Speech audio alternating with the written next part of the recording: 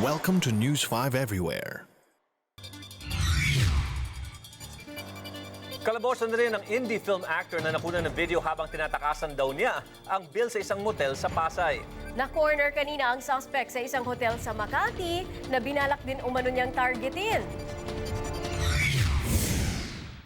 Sa kuha ng CCTV sa motel na ito sa Pasay noong Hunyo 11, pilit hinaharang ng mga tauhan ng motel ang isang puting kotse.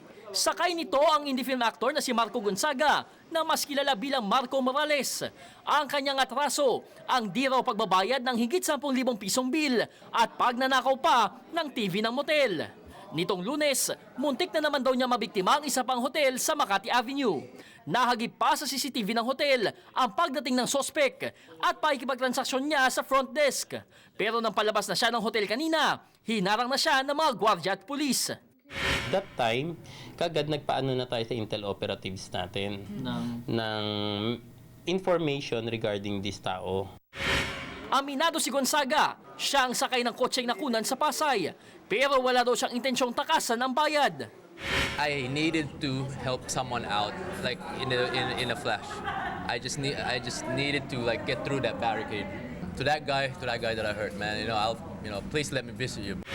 Itinanggi din ni Gonzaga na ninakaw niya ang ilang gamit sa kwarto ng motel. Hindi ako magnanakaw. Wala nga po akong bahay na matino eh. So.